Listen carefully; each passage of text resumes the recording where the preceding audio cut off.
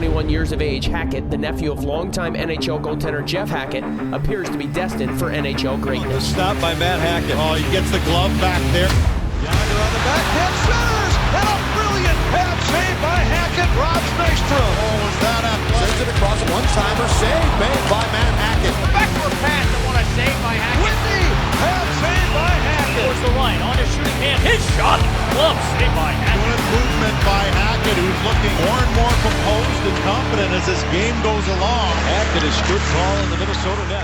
Fires one towards the goal. That's going to be gloved by Travis Ridgen. Well, this is more like it. This is Slangin' the Biscuit. Here's Travis Ridgen and Dave Wheeler. Ladies and gentlemen, welcome back to the Slinging the Biscuit podcast. Today's guest is a third-round pick, the pride of the Plymouth Whalers.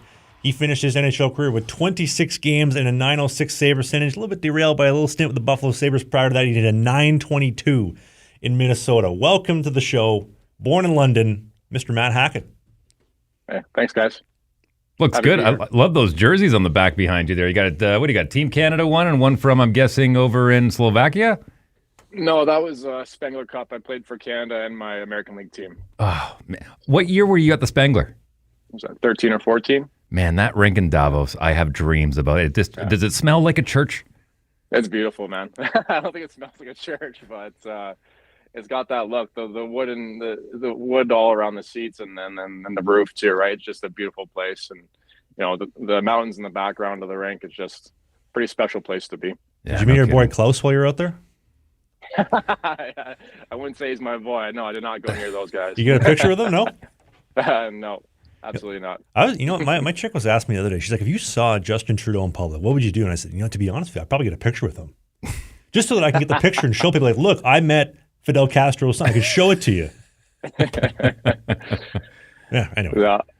Yeah, I'm not a big fan of that guy. We just talked about it last week. You know who I feel really bad for? The guy who makes the flags. He just single-handedly went out of business the last 2 months. The F. Trudeau flags? Yeah, the guy's out of business. Right. Yeah. Listen, he rattled off your numbers there at the beginning, 922 and 906. I mean, in this day and age, those are fantastic numbers. Are you as confused as I am why you only posted 26 games in the show?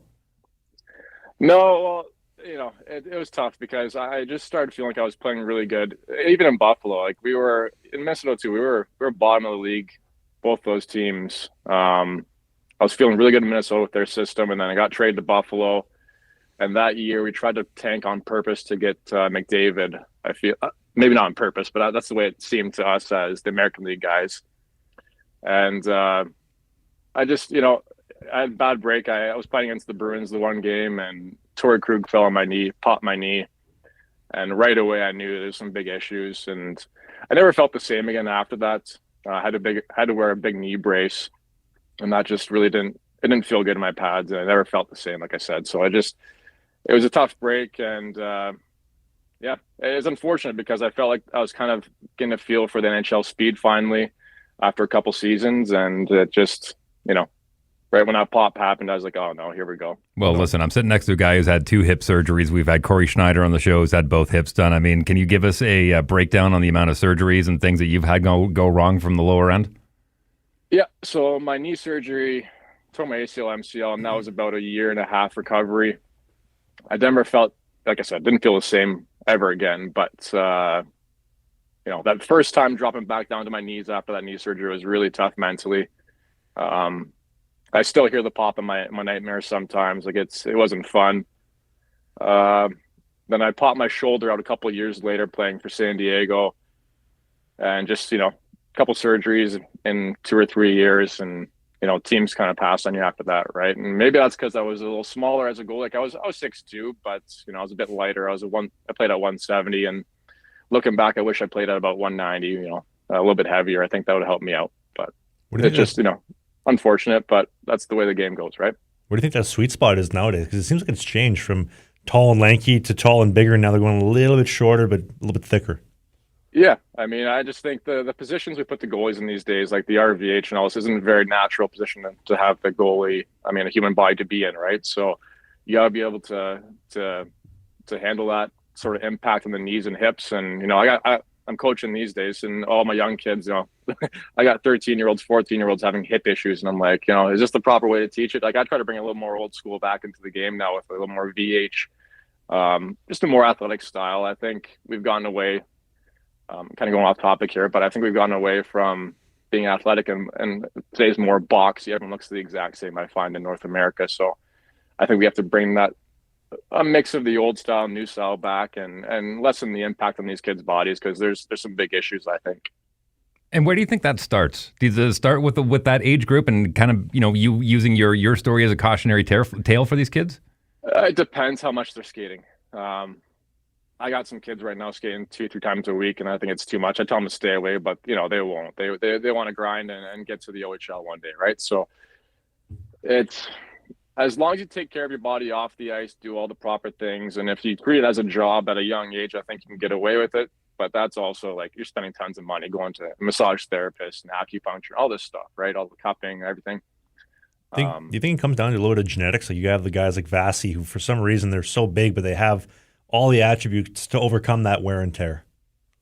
Yeah, I don't know. It could be luck too. I mean, when I popped my knee a week before, we're playing Edmonton, and Ryan Smith crashed in that. I felt a tweak in my knee that it didn't feel normal. He just kind of sat on top of me, and it didn't feel right. And then, sure enough, a week later, we're playing the Bruins, and it just completely popped, and I knew right away we were done.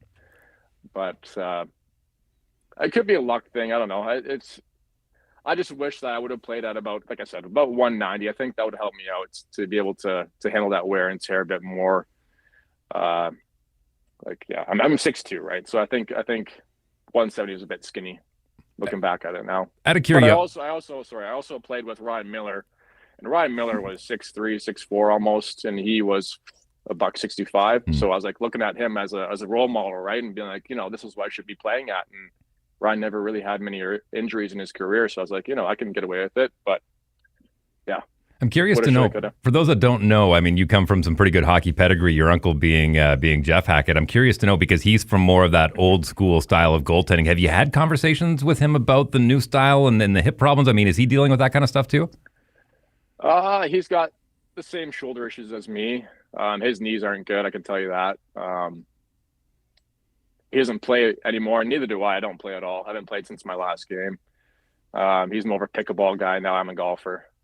What's your handicap? I'm a 4. Good for you. Well done. Yeah.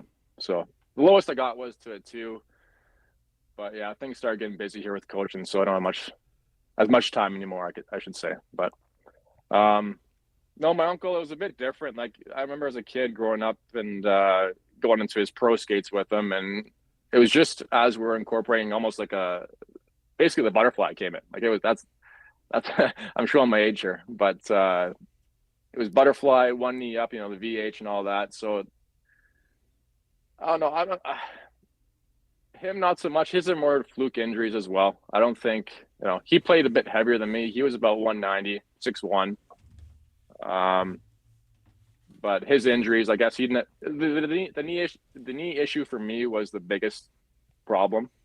For him, it's more upper body, and you can kind of get away with it as a goalie, I find. But dropping to your knees nonstop, I mean, after practice, my knee would blow up to the size of, almost a volleyball. And I'm like, I can't maintain this, So. Now, I want to go. Unfortunate. Yeah, I want to go back to kind of the beginning when you first came in, because I mean, not a lot of players coming into the league have the resources like you did with your uncle, as far as being able to lean on him, a guy that's had some experience in the show. Did you use that to your advantage, or do you feel you were kind of left out in the wild? No pun intended. No, I used him for sure. He was a big reason why I made as far as I did. Like I said, as a kid, I'm 13 years old taking shots from NHLers, right, in the summertime, and they're asking him, like, should we ease up a little bit and shoot like half speed? He's like, no, you're going full speed on this kid. I mean, I remember taking a shot from Steve Ruchin in the wrist, and I don't know how my wrist didn't pop, but I think that's what made me so good, was I had those shots early on. I felt that speed. I chased it. I felt off speed after going from those summer skates to my teams. And, whenever I have a young kid now that I'm coaching, I'll go full speed right away. And I want them to improve faster. I think that's one way to do it, is to get the speed going a bit quicker for them and make them chase, a certain level of play. I'm curious to know, you mentioned the OHL earlier, and as far as, being in that London, Ontario area, that's, the big game. But with the recent changes with the NCAA and the CHL and the USHL, is it a different narrative for these kids? For the goalies, there's more opportunity, I think. There's only 2 spots on team, like you guys know, so it's difficult for goalies. I think if you're in your last couple of years and in the OHL and some team comes calling and you want to get your school package, I think it's a great avenue to take. And there's so many talented goalies these days. I got kids right now that are just unbelievable. I got 13-year-olds getting signed to agencies already. The game has completely changed from when I played. When I had my first agent when I was 16, and now they're 13, right? So it's a wild time to watch. And then Southwestern Ontario, I'm not sure what the rules are about you guys, but now there's no borders. So any AAA kid can go wherever he wants, right? So the power's in the parents' hands. They can kind of pick and choose where they want to go instead of, having to ask for a release now. So it's interesting, but I think it's definitely going to help the goalies out for sure, who are kind of stuck in an organization where there's a lot of politics sometimes, and they can't get out and play for a AAA squad. So things are going to change here pretty quick.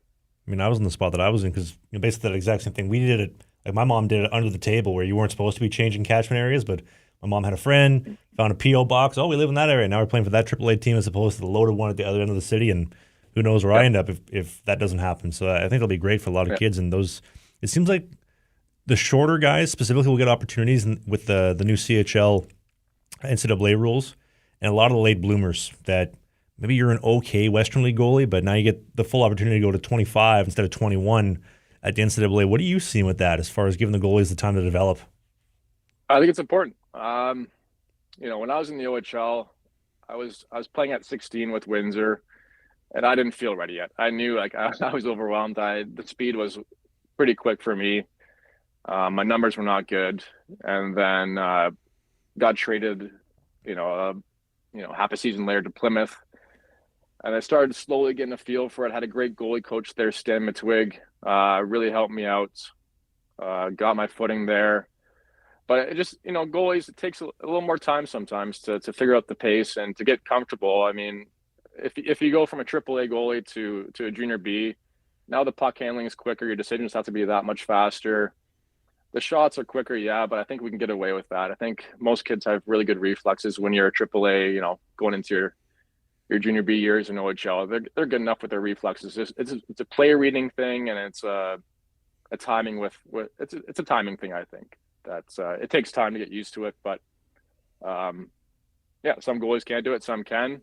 But you know what? I got some kids right now that I'm very excited for here in Southwestern Ontario. I think goaltending is changing here in Canada. There's so many great goalie coaches around.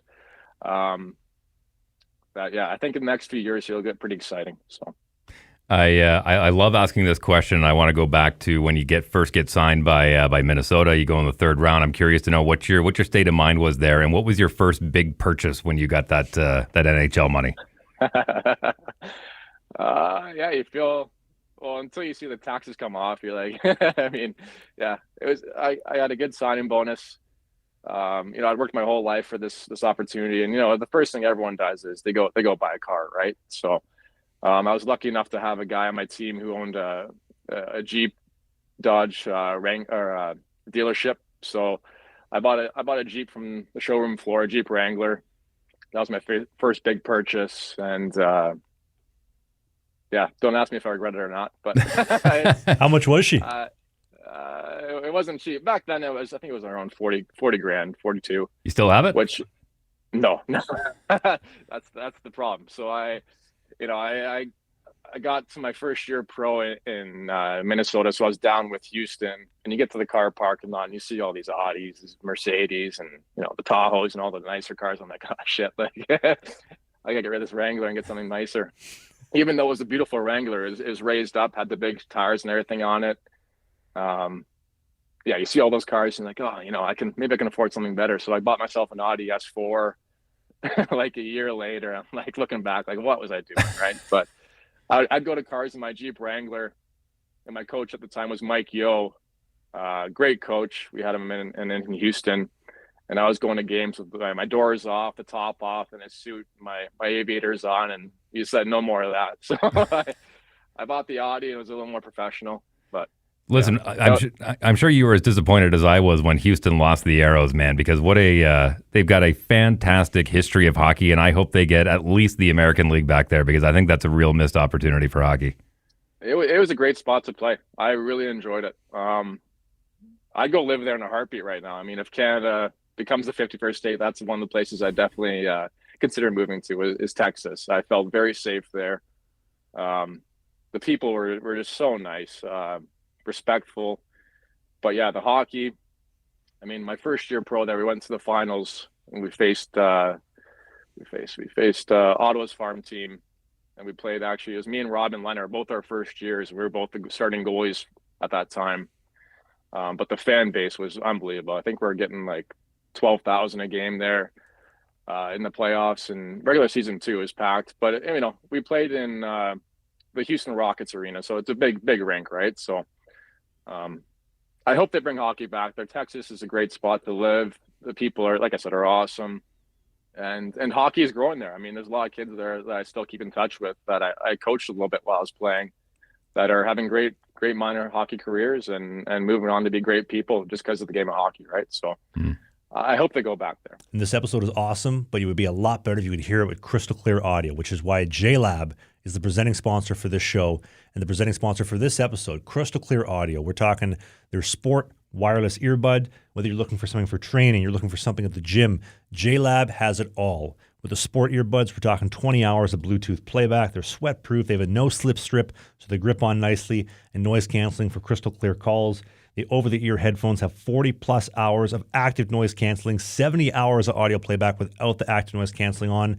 And what are you waiting for? Right now, go to the link in the description. Use our code. You're going to get yourself 10% off an amazing set of headphones or earbuds from JLab. It's like you were in my head this entire time. That sounded fantastic. Thank you, JLabs. Back to the show. You get that signing bonus. What did they tax you at? 54, 55? Yeah. When you see half go off, you're like, oh, okay. But did you learn that right away, though? The taxes were coming off? You saw the 100 G's and like, oh, I'm rich. Oh, wait, no, you owe 54 to the tax man. No, I knew they're coming off, my agent. They tell you what's going on, but I think my signing bonus back then was $275. So I was, you're feeling rich. You're like, yeah, this is awesome. Like, but one injury after another. It's hard to explain to kids these days to save your money early and be careful. I mean, I think everyone thinks you make your first year and then in the American League, get a few NHL games, you think you're going to play forever, right? But it just takes one fluke accident where, that money's no longer coming in. Teams don't want to pick you up if you have a bad knee or a bad shoulder, whatever it is. So my piece of advice to young kids is be careful with your money. Don't buy the fancy car. It's just a stupid mistake. Buy something reliable, invest your money early. If I could go back, I would do, I'd buy a Honda Civic and just invest and take care of myself at a later age. Like looking at me now, I'm grinding now. Like I'm working 8 to 9 hours a day, coaching kids. I love it, but it's a grind. I'm honestly working harder now than I did when I played, I feel like. So just take care of those good years. And I think, like I said, be careful with your money. And I think investing is a great tool if you want to find a financial advisor, your agent's got somebody. I highly recommend doing that, but don't make these big stupid purchases because it'll hurt you down the line. I think unless you're lucky. Were you in a bit of a tough spot financially, like when you had retired, like with a little bit of spending, or when did this kind of come? No, not really. It was just like that Audi I bought was, I think it was like $55,000, $60,000.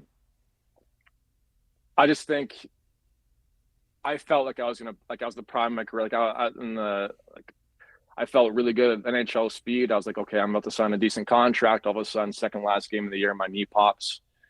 And then all of a sudden it's panic mode because no team wants to touch you after that, right? And when you're trying to find a contract. So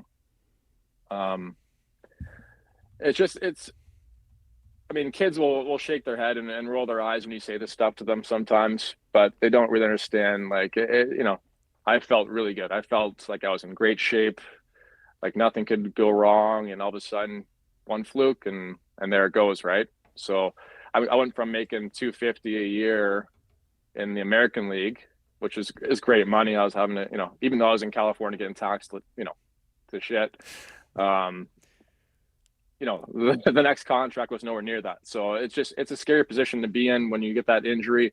So I would just say at a young age, take care of yourself, be smart with your money. You'll thank yourself down the road. Well, I've always had a problem, especially with the top 10 that get drafted. I mean, it's basically $850,000 handed over at 18 years old. I mean, just from a societal standpoint, how irresponsible is that to give that a child, that kind of money? Yep. Yeah. I was lucky. My parents were good with me. Obviously, I didn't listen to them about the car stuff, but my grandpa's an accountant, and he made sure to get me into investing. I think I was in my third or fourth year pro, and that ended up buying my first house for me with me and my wife here. Paid for a big piece of it. So I just think if you can get into investing right away, that's the key. Put a portion of your paycheck every couple of weeks away, and just let it grow and compound on itself. Like I said, I think so many kids think, they sign their first NHL contract that, they're guaranteed to make good money. Well, it's not going to happen that way. It's not the way the game works.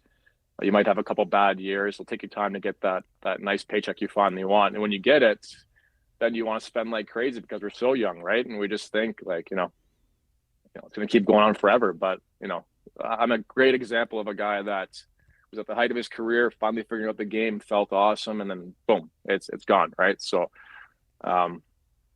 just be careful. I'd highly recommend not buying that showroom floor car. Get yourself something, like I said, reliable that will get you to point A to point B. Don't worry about that until later on in your career. I'm curious about your time in Buffalo. Obviously, you're a little closer to home. I mean, it's only a 3-hour drive door to door to London. So did you feel a little more comfortable there, even though it's, I don't want to say it's the armpit of the NHL, but I mean, Buffalo never had a really great reputation. No, I really enjoyed Buffalo. I did. Great people, great coaching. I mean, I had Ted Nolan as one of my favorite coaches. I had Ted Nolan in Buffalo. And, he saw me go through what I did with my knee injury. And then I went through a full year and a bit of rehab, and he watched the way I grinded and worked my ass off to get back to, basically where I was. And right away when I was healthy, he didn't send me down to the American League. He brought me up right away and said, here, you were in these games. You'll take them. So I played in Vancouver. I forget where else. Played somewhere else after that, maybe Nashville. But put me in right away. I didn't feel ready, but the people in Buffalo were awesome to me. I had a great time. The nightlife was awesome. Not the most beautiful city in the world, but the old school mentality, the way they respected their players, but also if you weren't performing, they let you know. So I mean, I'm an old school guy. I think I had a great time there, and my family too. Right, we're only a couple hours away, so they'd make the trip over all the time. And then on off days, I'd come home and come see them. So it was awesome. But I think my heart is still in Minnesota. I really, really, I missed it there right away. I was crying when I got traded. I had a goalie coach there, Bob Mason, and Bob was, I can't tell you how big he was for my career early on. He settled me down. He made me feel comfortable right away as a 21-year-old, played an NHL game, and I set an NHL record right off the hop there for the longest shutout streak to start a career. And I think Bob was instrumental for me for that. Like he really helped me out and calmed me down. He's like a father figure to me. So my heart's still in Minnesota as a retired goalie now. 2-part question. Was the league everything that you wanted it to be or expected it to be? And in comparison, when you got over to Europe, were you as happy with the experience over there? That's a tough question. Yeah, the NHL is definitely the show. So it's just, it's everything you want it to be. I mean, the plane rides on the private jet, those conversations with the boys after, seeing the boys play cards for thousands of dollars. I mean, it's pretty interesting watching that. But yeah, I mean, the way they treat their players, it's tough on the body. I mean, it's a grind. I don't think people understand how much of a job it is. I mean, every single day you're working. It's not easy. Even the practice, the off ice. I mean, you finish a game, you're going to the gym after. You're not going to see your family right away. It's a full-time job. But oh man, I miss it. I would do anything to go back there in a heartbeat and get that feeling again of competing. That's what I miss the most. Competing and being in the room with the boys. The boys were the best. I mean, I was lucky enough to play with a lot of great players, and I think that's what, looking back, I miss the most is talking to the fellas in the room and just shooting the shit, right? But going to Europe was definitely an eye-opener. It was taking a few steps back, even a few more past the OHL, I find. I played in Slovakia, I played in England, and I played in Norway. And Slovakia was going like 50 years back. It was it was rough, but in what aspect? I'm curious, as far as like the planes or the rink. Well, we didn't fly. Everything was bus, right? In Slovakia, the rink, there was holes in the glass and in the windows. Like, it was beautiful because you're in the mountains and you could see. It was a nice little view, but the rink was pretty ghetto. We had a packed house every night. I only played where I played Detva. I think we had won 2 games that season until I got there. I came I think November, December, and we were last place by far, and I was getting 50, 60 shots a game. We finished the season with, I think, 10 wins, so we did decently well after that. But it was just really different. The people, the guys were great. I had a great time there, but the pay was definitely a big difference, and not seeing any family, having the different hours, trying to call your parents in the middle of the night or whatever. It was difficult. But I think, just the language barrier was tough too. Like, I go to a grocery store and look at food, and I had to use Google Translate over all the labels to know what I'm buying, because it was a different world. England, I had a great time. The guys in the team were awesome. And I played in Coventry, which was like an hour and a half train ride to London. So I'd go to London all the time. And hang on, do you play with my boy Dany Stewart when you were there?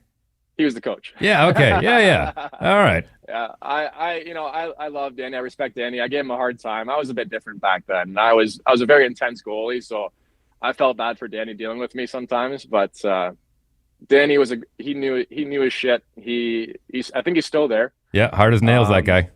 Yeah.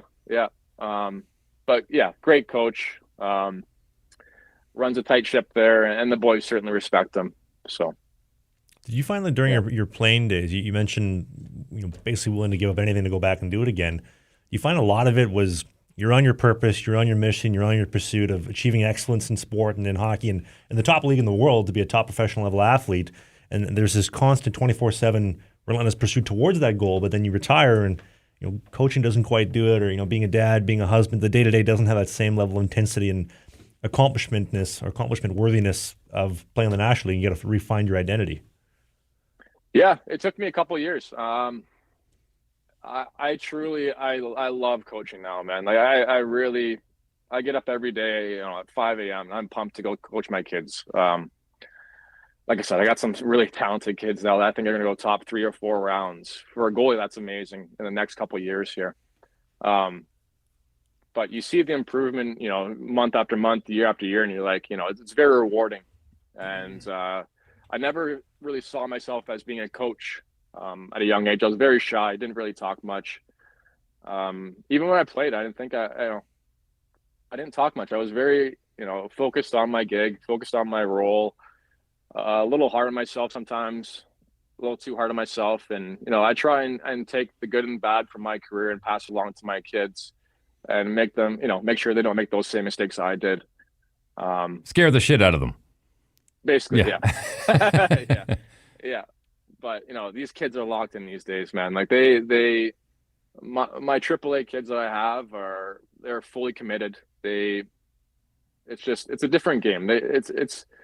I wouldn't say it's a job as a young age, but they really treat it differently than I did when I was their age. So it's really exciting the way the game's going. It's getting faster and faster for the forwards and D, obviously, but the goalies got to find a way to catch up. And I think with my experience, I can kind of give them these little cheat codes to get around certain situations and plays. And it's just, it's a full-time job. It's awesome. It's rewarding. It's more than I ever thought it was going to be. I have about 200 clients right now. I started 4 or 5 years ago. It's taken a while to get to where I want it to be. I turned full-time this past August. I was working at my dad's company selling signage, exterior signage for companies. And I think that helped me out to communicate to people and to get myself out there. But then when I turned full-time hockey here, I mean, I'm working 8-9 hours a day right now, and I don't have much time to myself. I have a kid on the way coming in June. So congratulations. Thank you. Yeah. Thank you. Me and my wife are pretty excited. How do you feel about that? A little scared, a little excited? A bit of both. Yeah. I mean, I'm hoping for a boy, obviously. I'd like to have a goalie in the family again. Obviously I'm not going to pressure him to be a goalie. I mean, it's expensive and whatever he chooses. If he wants to play hockey, play golf, whatever he wants to do, or she, I'll just be psyched. So, well, look, the PWHL. I mean, it's got a pretty good brand. And who's to say that you can't have a professional hockey player on the female side? Right. I got some girls right now that are really talented. I got some girls playing boys hockey a couple of years up, and it's pretty impressive what they can do. I mean, the girls are a lot more. Honestly, they're easier to coach than the boys. I mean, they don't fly through drills full speed right away. They want to get the drill down properly. With the proper technique and everything, being very clean in their movements. And then they add the pace later on. The boys want to fly through and show their speed immediately. And, they're a bit sloppy compared to the girls. So I think the girls, they know what they're doing. They're very bright. They're awesome to talk to. And, like I said, I got some girls right now that could easily make AAA boys teams at 16 years old, no problem. Before, I want to talk about your transition with the injury and whatnot, but before we get there, I want to give you a lot of credit because you mentioned that you went and worked for your dad's company. I think you know better than anyone transitioning out of hockey and trying to find purpose. Every guy wants to stay in the game, obviously. And then it took you a while to get there, and it seems like you're really happy with where you are. But I give you a lot of credit for recognizing, going, no, I still got to support myself. I still got to support my family. I got to do something. Luckily, you had that safety net of having the family company. But I'm curious to know, what was your mindset like at that point? I mean, because I've talked to a lot of guys who just felt like if I wasn't a hockey player, I didn't know who I was.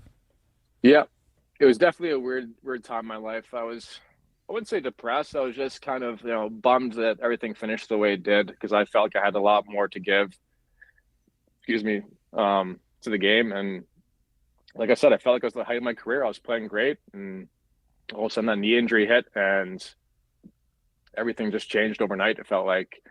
But I took about a year off after I retired, and that was during the pandemic. And, it was just a weird time. I couldn't do anything. So, well, that's certainly that probably didn't help at all. I mean, as far as the mental aspect of things, right? It's like you're done and now you're locked down.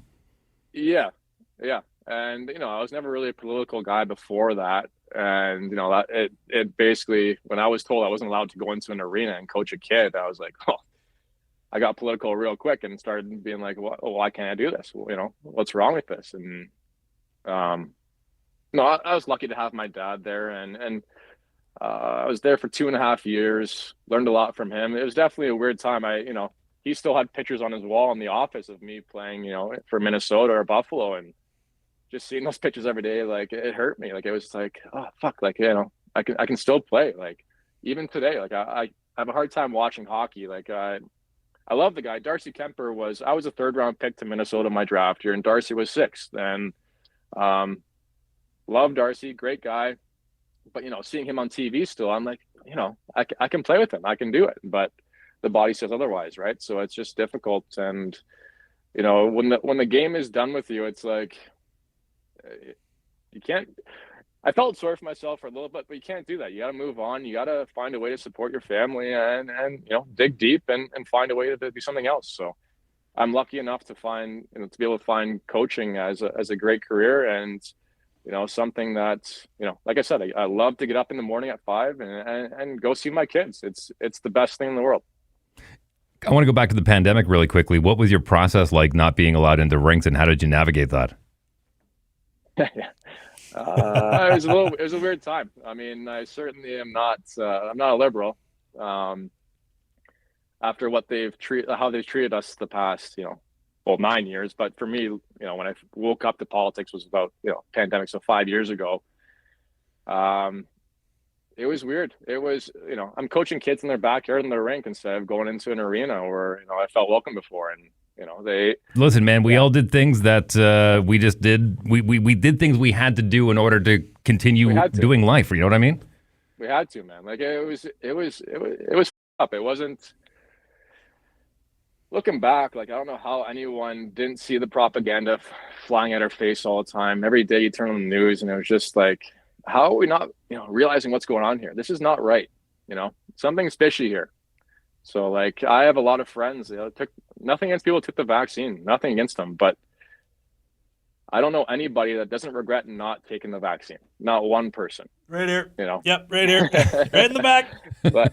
But a lot of people do regret taking it. I have 2 family members that have heart issues. I got buddies that I played with that are very healthy, like big, strong guys that have myocarditis, pericarditis, and they have these heart issues. And it's like it makes me sick the way they treated our citizens here in Canada. And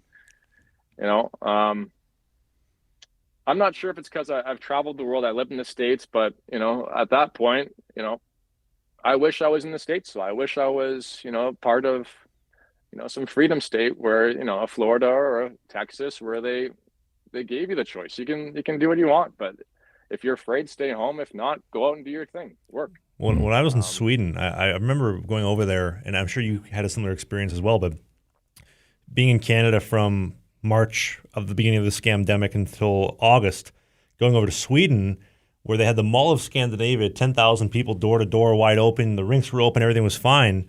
And then coming back home at Christmas time and being like, this is insane. Like, you people are insane. Like, they having the snitch line to call if you were having family over for Christmas, and then going back to Sweden for a year, then coming back to the madness. And God bless the truckers for what they did in downtown Ottawa, because they changed the world. They saved everybody for what they did. They did. It truly did. But I remember thinking to myself, like, how in your right mind, like, are people believing this stuff? Like, I feel bad for a lot of the NHL guys because, like you had mentioned, and so many guys that I've talked to, we all think very similar. This is an absolute scam. These guys playing for the Oilers, for the Leafs, whoever, they don't believe the propaganda, but they have to just shut their mouth and do exactly as they're told because whoever is in charge of whoever's in charge of them is telling them this is how we're going to do things, and you just got to shut up and be a good foot soldier. Well, in a weird way, Matt, not to not to say that everything happens for a reason, but imagine if you're still playing during that time. How do you think about how you would have handled that? Well, I got lucky. I was in Norway, and my knee had been blowing up like crazy the first half of the year, and like every practice, my knee was like the size of a beach ball, and I was like, okay, I know it's coming to an end here pretty quick. And the GM was kind of all over me after I didn't perform a few games. I was like, okay, I can see the writing on the wall.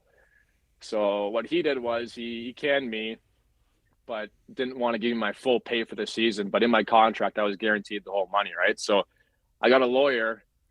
I'm not sure what month it was when I got it, but I ended up getting a lawyer, getting my full pay, and a month later, the pandemic hits. So everybody goes home, they get half their pay, they didn't get the full thing, right? So I lucked out and got the full pay for the season and got out of there right before the pandemic hit. So, but looking back, if I were to play during that time, I don't know what I'd do. I wasn't asleep like a lot of people were. They bought everything they were told. They listened to the CBC. They listened to all these bad and all fake the news. media. It's a joke. It really is. And I had family stuck in it too, and I'm trying to convince them to read other sources. These people, there's something wrong here. This is not the way things should be run. I mean, it was a very strange time, but looking back, if I were playing the NHL or the American League, I'd be forced to take the vaccine. I'd have to. If you want to feed your family and make some money, life-changing money, you got to do it. And it's unfortunate, but this should not be the way the world is run. I don't think, where's my body, my choice now, right? I mean, it's a complete joke the way they handled that whole situation and shutting down the country. Definitely, looking back at it now, I mean, it hurt us quite a bit. And I got kids that I'm coaching now that were in that time in school where they couldn't read, our teachers' faces, like, with the masks on. So now I think when I teach some kids, I realize, oh my God, they can't process information quickly as most kids that didn't go through that situation, right? So it was weird. It was a strange time. I hope we never have to go through it again. And if we do, I hope more people stand up like the truckers did. I mean, me and my wife we were out there on the front lines and cheering those guys on when they're going, on the highways. And that's, another story to that. That's where I found my wife was talking, I was on Instagram one day, just ranting about, how wrong this is. And, I'm a healthy, 30-year-old who's in the best shape of his life. And you're telling me I need a vaccine to stay healthy? Like, here. And also the guy telling you that's 400 pounds and shaped like a pear. Exactly. Yeah. So. Yeah, I'll take advice from you, dude.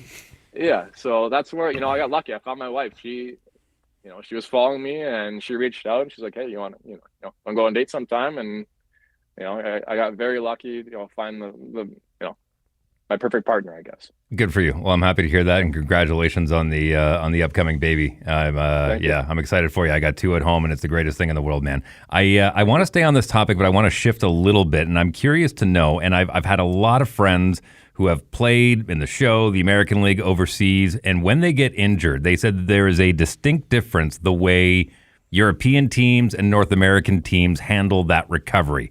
I remember a friend of mine playing over in the K said they were just going around the room and they'd say, put your hand out, and you would take a handful of pills or whatever it may be, or they'd give you a shot or whatever it may be.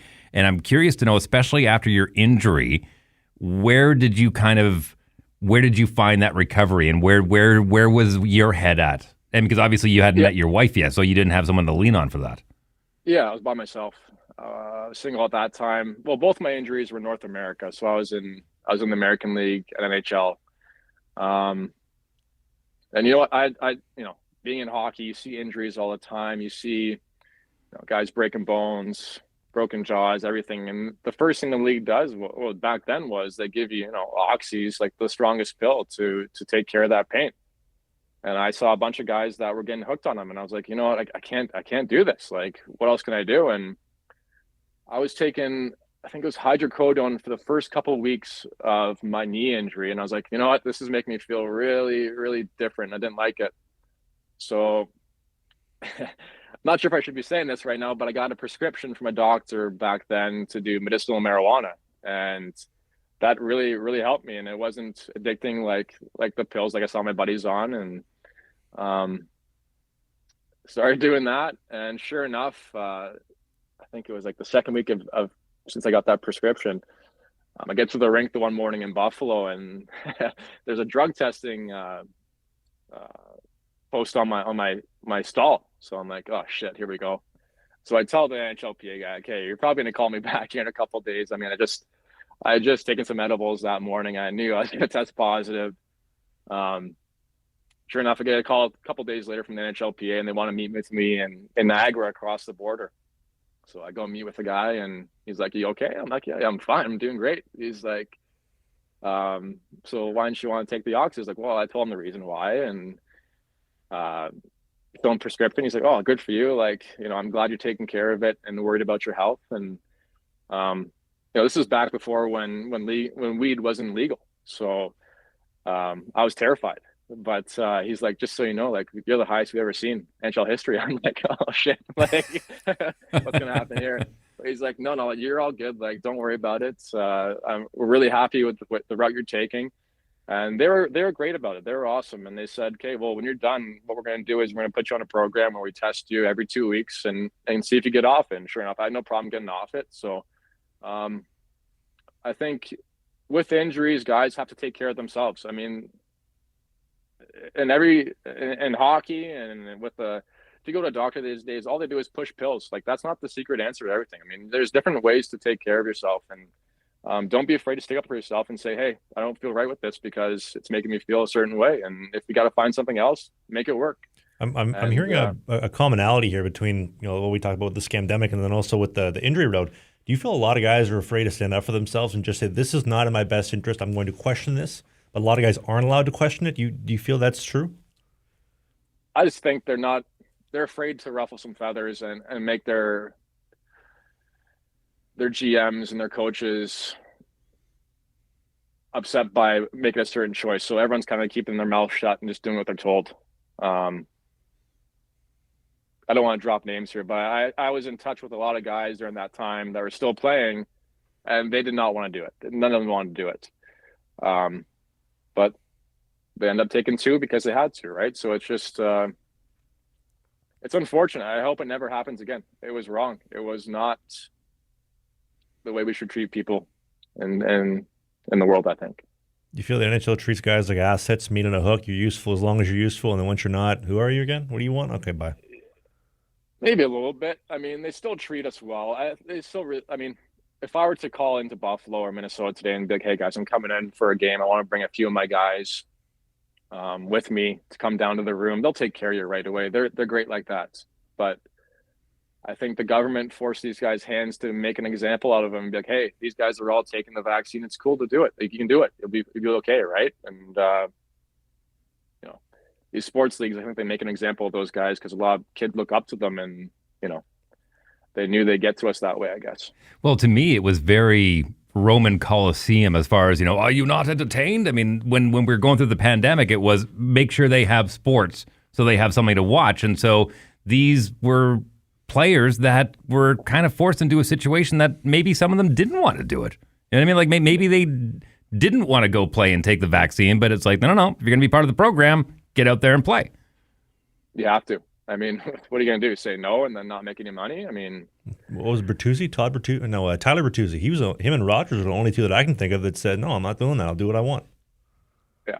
I know a lot of guys that didn't take it, that said they did, that had the fake passports. I'm not going to name names, but there's a lot of guys that did that way. I'm not sure. They didn't caught, obviously, but that was such a weird time, guys. Like, it was just like people were trying to find a way around it. And it was just a very uncomfortable situation for everybody, unless you were, if you bought into the CBC or the mainstream media. I mean, I just felt it right away. I knew the propaganda. Like, it just hit you in the face. You're like, hey, well, they're pushing fries and a burger to get your vaccine. Like, come on, how are we not waking up here? Like, there's a big issue. They did a lottery here in Manitoba. They get lottery for to win $10,000. It's funny. You're more familiar with this because you're closer to it. But the license plate in Quebec, it says "Je me souviens," which means I'll never forget. And it's funny because once the pandemic was done, everything was just supposed to be forgotten. It's like, oh well, here we go, back to normal. It's like, no. Do you not know what I went through for the past 2 years being unvaccinated? Oh yeah, it's crazy, man. Like, even like, I don't want to put my family on the bus, but my family treated me different too. A lot of people, friends, treat me differently. Like, I couldn't go to weddings, I couldn't go to family gatherings anymore. It was just like, what's going on here? Like, I'm totally healthy, and then it started getting funny when the people that got vaccinated in my family or friends were getting COVID. They're like, there's no apologies, nothing. It wasn't like, we were wrong in the way we treated you. It was just like, oh, whatever, right? And it was really gross, and I still have friends that are vaccinated. I'm not saying that, but I have better friends for, having the same stance on this stuff. I feel like our connection was so much deeper and meaningful to me after COVID. I got some friends that, I would die for right now. I love these guys to death. And, I think Matt's saying that he's better friends with me than he is with you, Trev. to be fair, though, I feel like our bond over the scamdemic brought us closer together. And, sure. And like Matt just said, it really showcased, okay, you're a true friend. You're someone that I can trust and I can count on. And you're just listening to, whatever the last impression of the person that sat on you last was. Yeah, exactly. No, like, I got like, I'm very busy. I don't have time to see many friends until summertime when I'm golfing. But during that winter when the pandemic hit, that friendship with those guys that had the same views as me, that were, awake to the propaganda being pushed. It's so deep, man. It's hard to explain. But if I don't see them for a month, for a year, the second I see those guys, nothing has changed. Like, it's just like we pick up right where we left off, and there's, it feels so fresh and real. I think real is the right word for it. I got a lot of friends that were great people, but the conversation is not deep. It's it's all like, Surface level stuff. Yeah. And it's just like, I'm not going to waste my time anymore. If I'm going to go golfing, I want to golf with my buddies that are the same mindset, that are just, freedom guys. I mean, You think it coincides with the ability to think deep? Like if you were able to get on that same side as how we see things, sure. You're a deep thinker, and if you're not, it's just bare bones surface level. Yeah, if I look at myself, I'm a critical thinker. A lot of people these days aren't, and I didn't think that. I didn't know that. It's just, it's so strange that I'm not saying these people aren't intelligent. They are, but I think they're either raised on the mainstream media. They their parents push them to it, and they just don't fight for themselves mentally or critically think for themselves, where it's just like they believe everything they're told. And for me in school, like I hated school. I didn't like school. I was a guy that, I'd look out the window and be like, what can I do tomorrow in hockey? What can I do? Like I was looking out the window dreaming of what I was going to do. Right. I wasn't, repeating what I was told, like memorizing shit from these teachers. And, I see these kids these days that hate school, that they're just, they realize what they're being taught is not going to help them on later on in life. Like, why aren't we teaching about taxes in elementary school? Why aren't we teaching about, money management or any of this stuff? They want us to be good little workers for the system. And it's just very clear to me that there's a major issue in this country right now, and in the States. There's a lot of places that are having this issue. Well, Matt, I don't think I have to talk you into this, but my wife and I feel that we have never made a better decision than when we decided to homeschool our kids. And boy, oh boy, we just absolutely adore it. You teaching them Pythagoras' theorem? Yes, no? yeah, all of it. Yeah. No, listen, man. I mean, real life learning. It's not 9 to 5. It's it's in that situation. It's a learning experience. When we go to the grocery store, we say, okay, here's our budget. You need to go find this. You need to go find this. Make sure the sugar content is under this. You can't go over this line. And they're learning in real time. And once they got to the first time they did it, they got to the checkout counter and realized, what is a tax? Why is it more? We had this budgeted out right. To me, that's more real learning than, like you said, sitting in a classroom staring out the window. For sure. Yeah, it's crazy though. After COVID, how many kids started being like, the parents started homeschooling them. So good for you to do that. That's awesome. If I had if I could do that, I would. You will. You will. You got 5 years. You got 5 years before you got to start thinking about that. Yeah, you're right. But that's why I'm grinding now, right? To be able to take care of them later on. So, I just think, How do you feel about that with possibly a son on the way? The idea of putting them in the actual school system. I know that we've kind of deviated from hockey, but I'm enjoying this. Please, I'm curious. Oh, you mean the ones that are built with cinder blocks that look exactly like federal institutions for prisons? Those ones? And when you're taught by teachers about business that have never owned a business, and if they did, they went bankrupt 3 times and know nothing about business? Yes, those ones. Those that can't teach. Those that can't teach gym. No offense, Matt. Those that can't teach gym, teach music. Ned Schneebly, 2004. Yeah, it's gonna be strange. I'm not sure what we're gonna do here. We live in a very liberal part of London right now. Yeah, it's called Ontario. Yeah. Anything south of Sudbury. I mean, when I'm driving around here, I see a lot of liberal signs for the next coming election and NDP. I'm like, oh my god, like, these people. But I'm fortunate enough to my next door neighbor is a hardcore conservative like me, so I got lucky. Does it scare you when you see stuff like that? Like, you're driving around, you're seeing all these signs, and you're like, you're hoping that people are waking up to what's going on, and you're like, oh no, I don't think they're waking up. I have hope because like I get my news from X. I will not listen to the mainstream media. I will for a laugh once in a while, but after watching the election in the States, I could feel it right away that there was a big shift in the online world compared to the mainstream. And mainstream's pumping out the candidate, obviously hardcore, nonstop. And I'm going on X and I'm like, okay, he's winning for sure. There's no chance he's not winning. And sure enough, he did. So I'm hoping that same effect is happening in Canada right now. We have some big issues like, I can go on and on for days, but you sound like a guy that may have had an internal conversation with yourself about maybe I should run for a level of government. No. Really, eh? I'm not going near that. I got some friends that could do it. Don't want to name names, but I got some buddies that are very bright that could handle it. But I'm very happy with where I'm at right now with my kids. So good for you. Yeah. I want to go back to hockey for a second. Give me some highlights in all of the spots that you played, as far as like things that you really miss. I love Minnesota. I had some great teammates there. Got to play with some really unbelievable players. I got to play with Dany Heatley, who was, tail end of his career. But that's one guy that's very misunderstood. Since that car crash, people have been very hard on Dany. And Dany was the first guy to pick you up from the airport as a rookie and take you under his wing. And I remember that first night I got called up, he brought me out with, I think it was Setaguchi, Devin Setaguchi, him, there's a couple other guys, maybe Daryl Powell. Anyways, he was the first guy to take you under his wing and help you. And I remember he offered he didn't offer, he bought a couple of the rookies their first suit, their first fresh suit, right? Not like an OHL suit, or it's just from Moore's or whatever, right? So he would bring guys out to Hugo Boss and get them a suit, and he was such a class act. But watching him, practicing against him, it was scary. I mean, he had a flick of the wrist shot and it was gone behind you real quick. So he'd make you look really silly.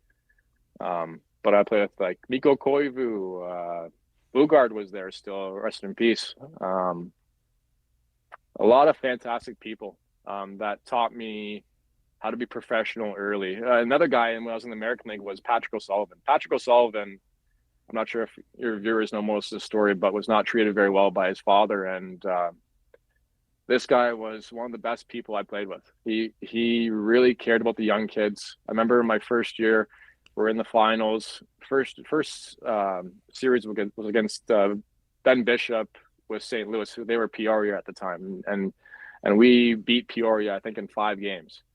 And that night we went out to the bars, and me and Marco Scandello were the rookies on that team. And there's these idiots in the bar taking pictures of me and Marco.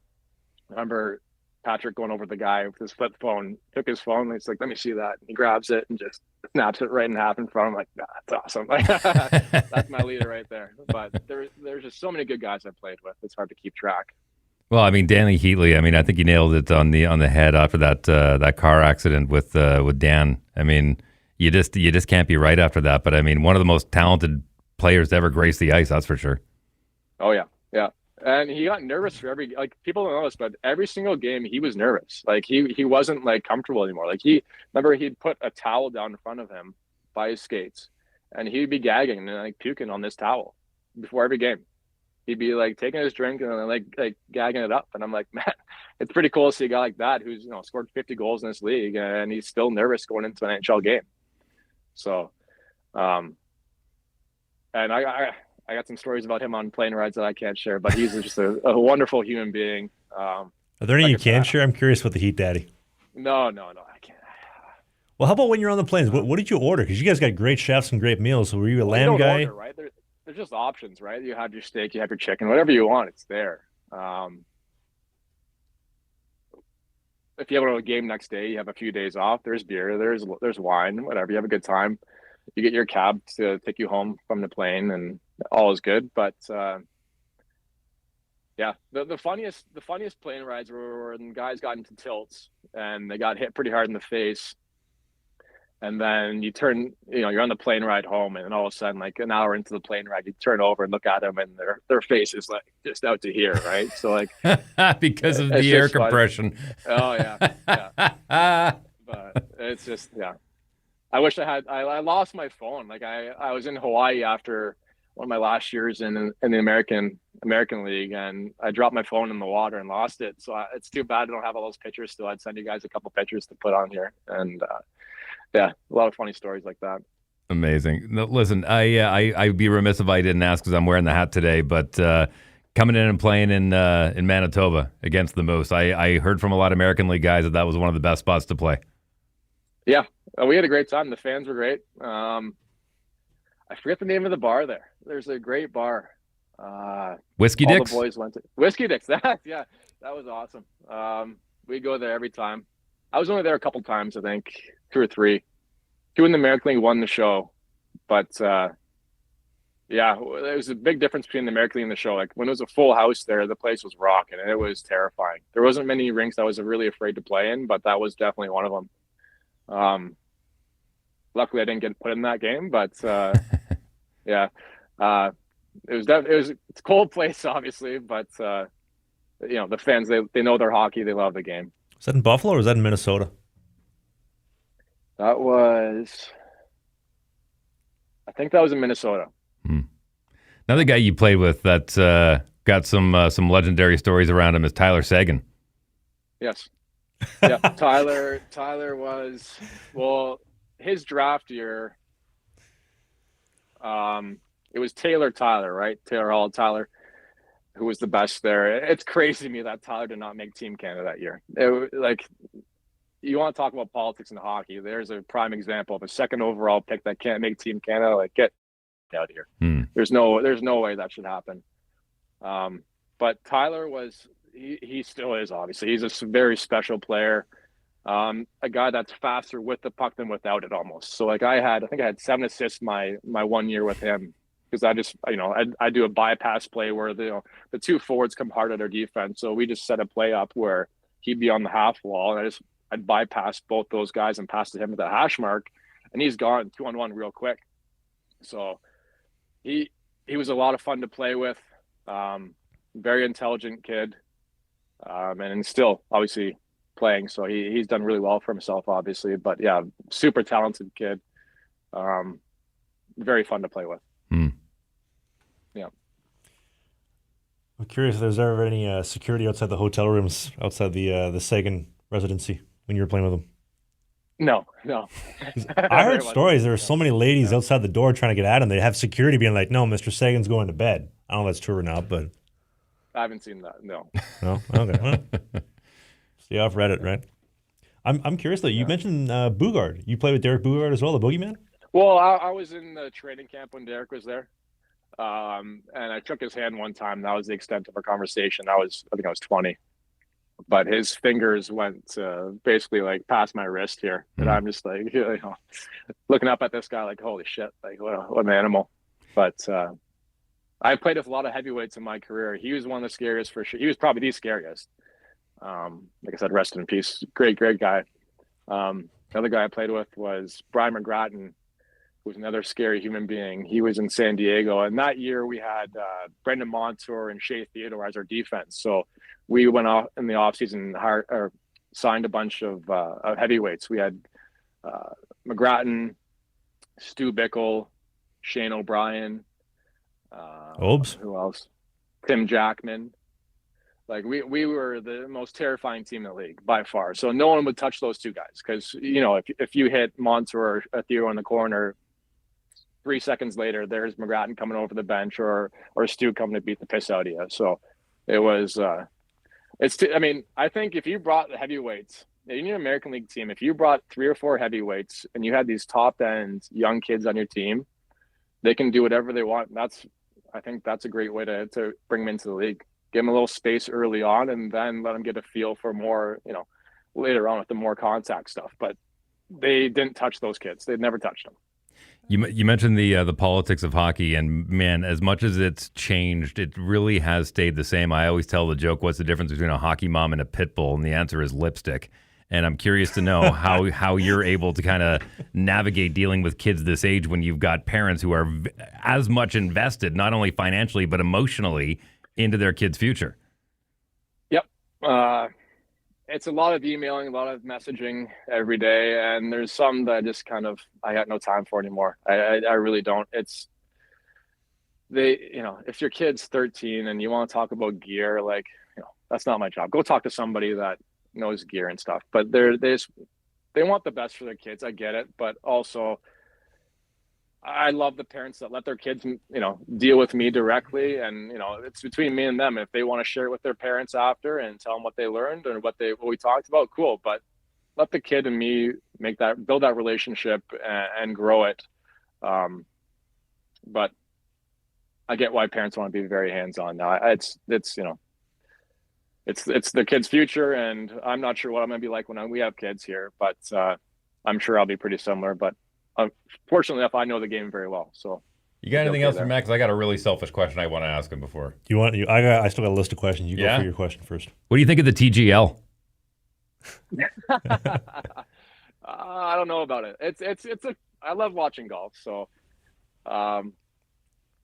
whatever helps grow the game. I'm a big fan of Live Golf for what they did. If you're a viewer and you're telling me that you wouldn't take that money, you're full of shit. There's no way you take that money every day. And I actually love the shotgun format. I love the fact that you get to watch everyone all at the same time. You're done in 3.5 hours and you move on with your day. You don't have to wait an entire day to watch the last round of the Masters. Exactly. And anybody hasn't been watching Live, go watch like the the tournament in Australia there in Melbourne. In Adelaide, yeah. Tell me you're not going to have a good time there. Like it's a great event. It's really cool. Like I said, anything to grow the game of golf, I'm all for it. I think it's the most special game in the world. If I was better at golf, I probably would have chose golf over hockey. Tell me you didn't love watching Kisner blade that one out of the fake sand against the pin and having Tiger roll over laughing. I mean, to me, it's getting to see these guys kind of behind the scenes. Oh, he's one of us, right? But I do that quite often. But not as a 4 handicap. Don't lie to me. Yeah, after a few pops, it happens. But even seeing Tiger, they gave him the wrong club the other day. He hit a 99-yard shot when it was supposed to be 199. It was comical. It's good to see those guys interact and talk to each other because we don't get that side. And Live, they have them mic'd up all the time, so you hear all these conversations, which is a great way to build the game. And you're seeing all these kids not kids, but these influencers on social media now. The Mac Bouchers, there's so many guys. Bob Does Sports, Fat Perez, Joey Coldcuts. I mean, I get as much enjoyment watching some of these YouTube golfers than I do watching the tour. Seriously, it's fantastic. Golf, if you can get, I'm trying to push all my kids to get into golf, but they're still playing soccer, they're playing baseball. I'm like, boys, I'm glad to hear them cross-training rather than playing hockey 12 months out of the year. I'm glad to hear that you got them playing different sports. Yeah. Well, I tell my kids to stay away from me in the summertime. I think any coach that says, come see me 2-3 times a week in the summer is just they're a money grab, right? So I can't stand those coaches. They got to be athletes. There's a big issue with Canadian and North American goaltending these days. It's just everything's so robotic and boxy. Like these kids don't know when to make or when to leave that structure and make an acrobatic save. They're very, let's go here, hands got to be here, everything's got to be perfect. But when it comes time to make a diving save, they can't do it. They're just, they freeze kind of for a split second, and that costs them. So I tell my kids, go play different sports, be an athlete, get away from me. I don't want to see you for a couple of months, and then come back in August and grind. Good for you. Get back I'm to it. really happy to hear that, actually. Yeah, that's the way it should be. I don't think you should be on the ice 12 months of the year. You're going to be gassed by, you'll be worn out of hockey and burnt out by Christmas. So. My ADHD goes to, you mentioned Brian McGratton? Chris McGratton? I think Brian McGratton. Imagine fighting him. Like Emery fought him in practice because he just had enough of him one day. Can you imagine that? He's a bear. Which guy's one? Hands. Oh, but he had a hard shot too. Like a lot of people don't understand. Like these tough guys can play. They can shoot the puck. So like he was a good player. He's intimidating. He only got knocked out one time I've ever seen. It was in the American League. Because he told me he used to take like 2 or 3 punches early, and to wake him up. But so he would intentionally give them a 2-3 punch head start. Well, those guys scare me. 2 or 3 punch head start. He loved it, and then it got him pissed, and then he really took care of business, right? And then his rabbit punches came into, and then he just would take one, and it could have been knocked. But he fought. I think it was Dan Maggio one time in San Antonio, and he took 1 too cleanly to the chin and got knocked out. But he was ready to play after right away. Like he was ready to go. He was just an old school guy. I had a lot of respect for him. Shane O'Brien, who else? Stu Bickle was one of my favorites. Stu that year was probably the scariest tough guy we had. Like he would throw so heavy that I thought he was going to kill guys. Like he was just an absolute animal. You guys have Steve McIntyre there too? We didn't have Steve. I played against Steve, and he ran me hard one time. And like, what do you say to him? Like, please don't do it again. Like, I don't know. There were some scary guys. But I would say, if you're looking at a stature, if you look at Brian McGratton, like you look up to that guy and you're like, yeah, I'm not touching this guy. There's no way. But to all you viewers on there, go look at some Stu Bickle hockey fights and Brian McGratton, and you'll be pumped. Like, it'll get you going. I'll put the video on the video version of the show. It's already there. There you go. Don't worry. There you go. If you had to, I don't know if you would, but if you had to pick one, like McGratton, Bickle, O'Brien, Booguard, like toughest of them all, who would you pick? Like who's winning? Against each other, or yeah, like a king of the ring type of deal. That's hard. I played with a Matt Cassian too in Minnesota, and he was a bear. That guy was huge. I played with John Scott too. Like John Scott was terrifying. Mm-hmm. I'll tell you a story about Johnny after, but honestly, Stu Bickle to me threw the heaviest.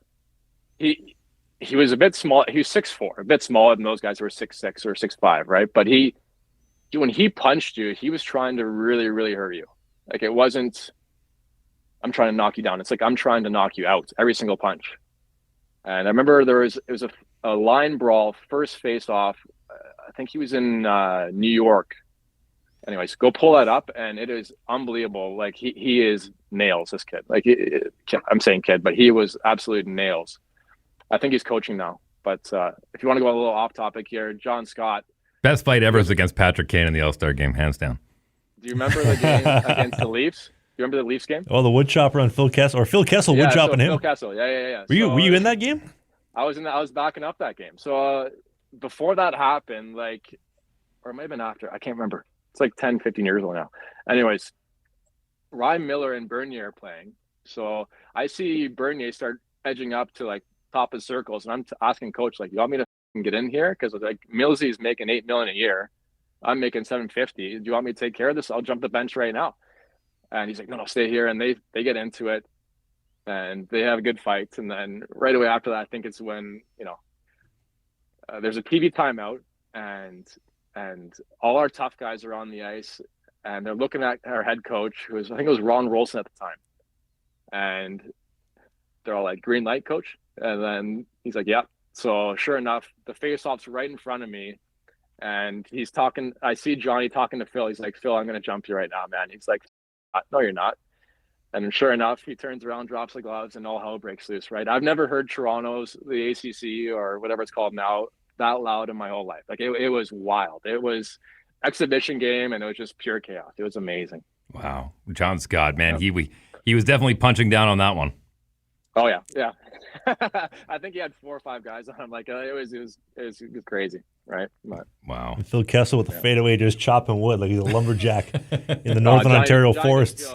He didn't feel a thing, Johnny. Johnny's got those thick legs. He didn't feel a thing. But, that's crazy. I got a couple goalie questions. You want to get the goalie Go stuff? for it, yeah. And I Nerd out. So as a guy, a bubble guy during the lockout, how difficult was that, not knowing when you're going to start, when you are during 12 to 13? It wasn't like I was in the American League for most of it. And it was awesome because most of the guys came down from the show to, like, the young guys came down to the American League to play. So I remember we used to play, it felt like every week when we played Oklahoma City, and they had Taylor Hall, they had Schultz, they had Eberle, they had all these top guys, PRV, Svensson, a lot of top. You know who no one talks about anymore is that Timo Hardakainen. But they had some special guys, and whatever team we played, it was like an NHL team. Like, they had their top first round, second round picks that were in the show that came down and played. So it was a really good year. It was great for my development. It was a lot of fun. I remember that year, I think we went to 4 shootouts with Oklahoma, and we won all of them. So, like, I was pretty pumped about that as a stat. I had a great time because I played a year with Taylor Hall in Windsor. So just to compete against buddies and top talent in the league was a lot of fun. I think I saw a stat that 1% of all hockey players that play minor hockey will play junior. And then I would assume of that 1% maybe play pro hockey, and then 1% of them play in the NHL. So as somebody who came up, you earned I think it would have been top 60 position in the world, maybe 62. What do you think was one of the secret sauces or secrets to success that enabled you to do that and play for Minnesota and Buffalo? Just grinding. If you don't believe in yourself, like, I believed in myself.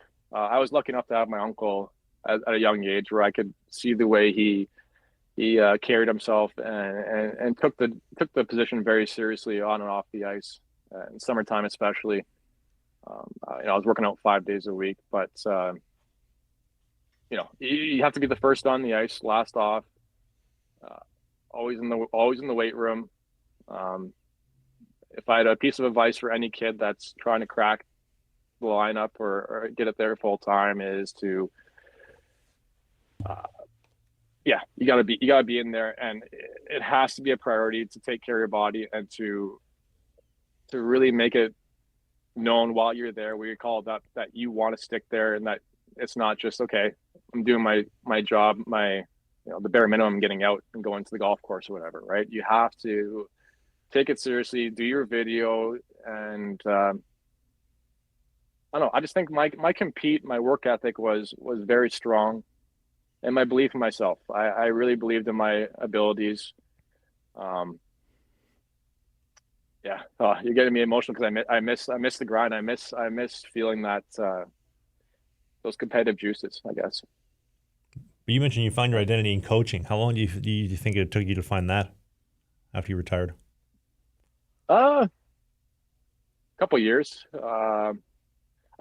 I wanted it to be my full-time gig, but right off the hop, it's hard to build a clientele. It's all word of mouth, right? So, and then Instagram obviously is a huge tool that helps me grow my following. But I never really saw myself as a coach when I was a kid, or even when I was playing. I didn't really want to coach, but I was kind of forced into it, and not forced into it, but I wanted to be a part of the game. So I missed playing, and I missed, being on the ice every day. And this is a way to stay with it. And, hopefully one day I can make it to the NHL again, 2 times, one as a coach, one as a goalie. And that's my goal. But, is that the goal? Is that the goal, to try and get into an organization and be a goalie coach? For sure. I mean, like I said, I miss the lifestyle, right? I miss being around the guys. It's the best. It's, the hockey players are great people, and it's a tight family. You see, if something goes wrong in the hockey community, like everyone, they come together so quick, and it's a big family. And even though competitors off the ice, off the ice, we'll go have a beer after and shoot the shit. And we're all trying, to do what's best for us and our families. And it's just a game at the end of the day, right? It's the best game in the world. How closely are you keeping an eye on that revolving door as far as, American League teams, East Coast leagues with developmental goalie coaches? I mean, are you keeping an eye on that? Not so much yet. I've been looking around, but I mean, I'm not in a hurry right now. I've really grown a nice base here in London and Southwestern Ontario, coaching these young kids. And I'm just trying to, I got my core group that I'm like, these kids really do have a chance to make it. So I'm focused on them solely right now.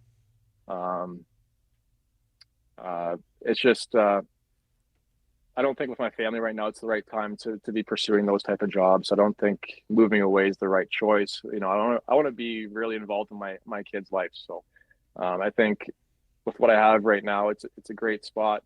The only job I would take, honestly, is maybe, an OHL job around here for now. If the opportunity arose, but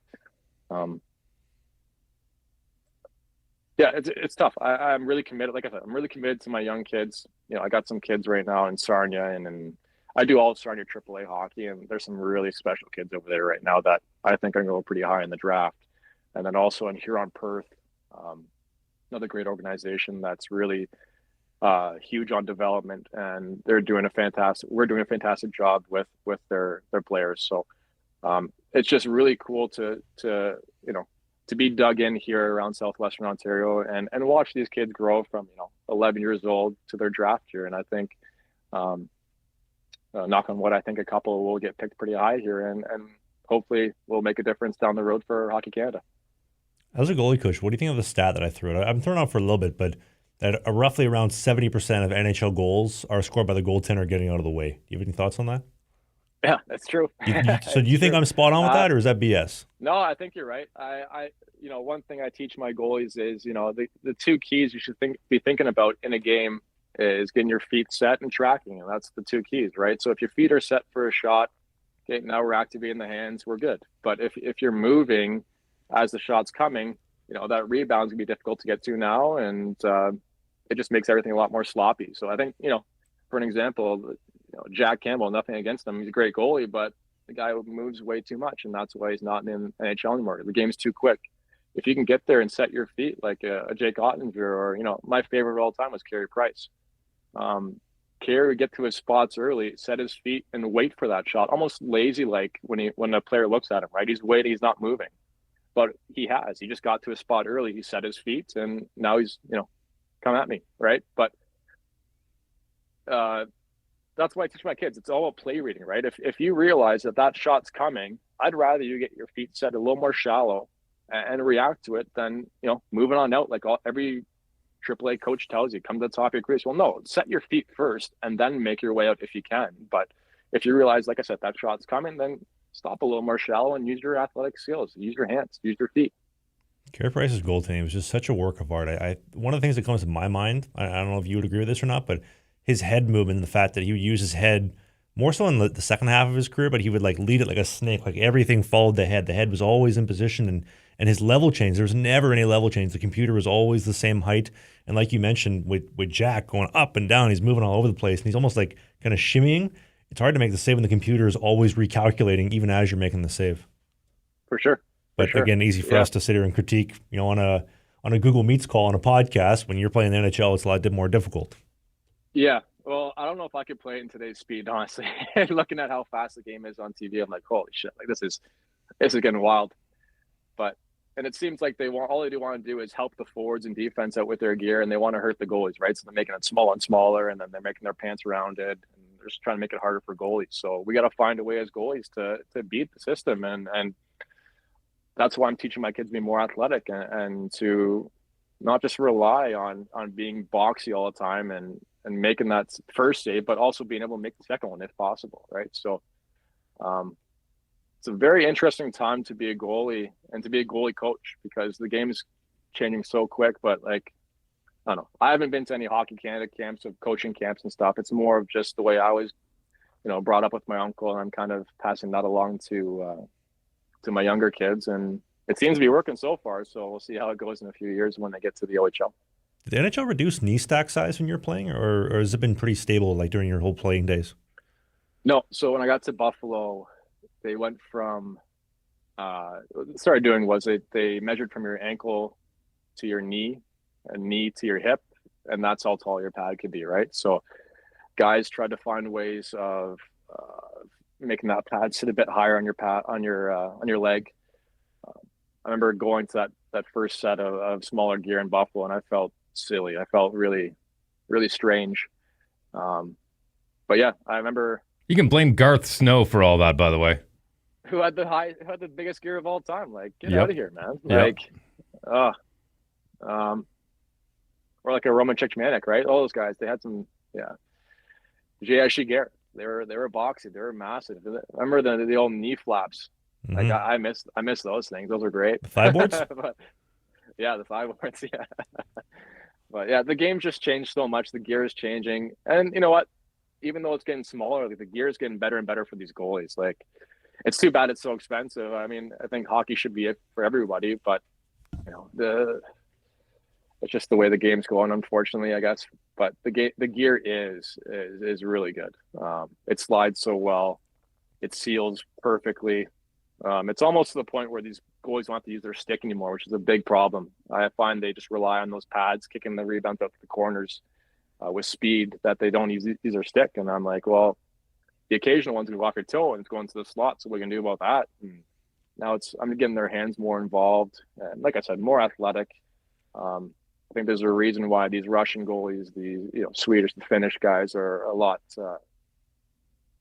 more well-rounded compared to the North American game. I think it's because they're athletes and know how to use all parts of their body, not just their feet. Would you still be using Vaughn Gear if you were playing today? No. No? What would you use?